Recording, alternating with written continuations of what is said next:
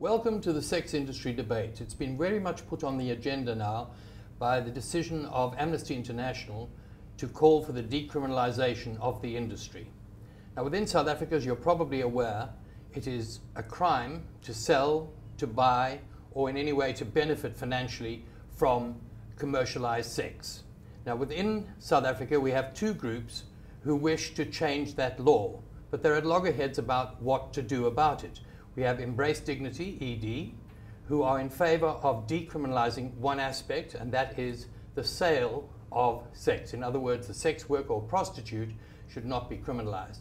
On the other hand, we have a newly formed coalition, Azijiki Coalition, which brings together groups such as the Sex Workers Education and Advocacy Task Force, SWET, the Sonke Gender Justice Group, and the Women's Legal Centre. With us today in the studio, we have Jeremy Routledge from ED and Sally Shackleton from SWET. Welcome to both of you. Thank you.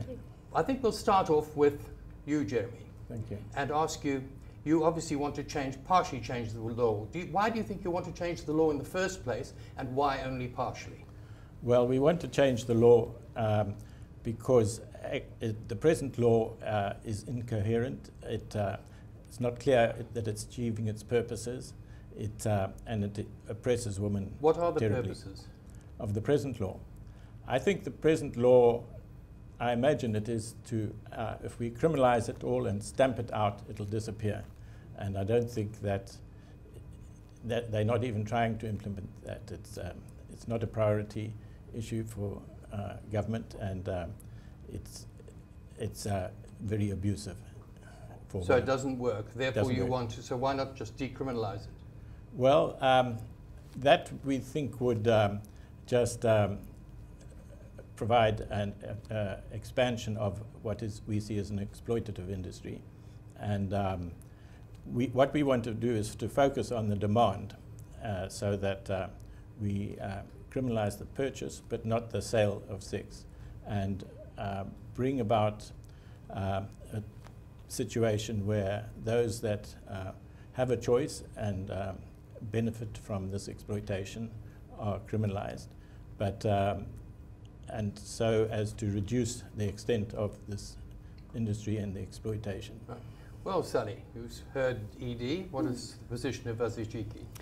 Azijiki is calling for the full decriminalisation of sex work, which is similar to what Amnesty International, WHO, UNAIDS and other important bodies have asked for, and that think will actually make a difference to sex workers.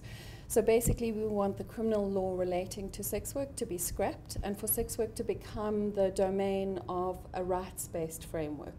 So labour rights be protected, sex workers' access to justice be improved, and stigma be addressed. As I understand it, both groups are opposed to human trafficking, are opposed to child prostitution and other abuses of that kind. So you have common ground. It's just how you go about it. Now, you've mentioned, Jeremy, exploitation. What happens if someone is not exploited? They, by choice, decide to take that as or maybe because it's the only way they could feed their family? We recognize that, but they wouldn't be criminalized. But perhaps there would be less opportunities. So that you deprive them of their income then? We believe that actually there should be more opportunities for women in particular provided by society, and that this isn't the way to create full employment. What do you think to that? Well, we do agree that more opportunity should be provided to women in general, and absolutely we should improve job access, we should improve the socioeconomic equality in our country, absolutely. But we don't agree that that criminalizing buyers and third parties will improve the lives of sex workers. So for instance, if you're a sex worker, you need to be able to work safely. In countries where partial criminalization has been applied, sex workers say that they're unable to work safely. They can't work in groups, for instance. They're unable to advertise their services, so they're unable to work safely. They're forced to negotiate with clients in very dangerous circumstances. So in fact, what it tends to do is put sex workers in more danger.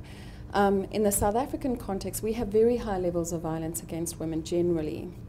And sex workers are more vulnerable to violence because of the circumstances that they have to work in. If we improve the circumstances that sex workers work in, so we make sure that sex workers can work indoors, we make sure that when they do work indoors in brothels or agencies, they're able to have proper labor, access to labor legislation, they can work in safer conditions, they can access justice, they can go to the police, go to the CCMA if they are treated unfairly. So would you then oppose street walking? No, we wouldn't. We wouldn't at all. In fact, in some cases, at least under the current criminalized circumstances, sex workers who work on the street have a lot more freedom than, say, a domestic worker would have. So she can set her own hours.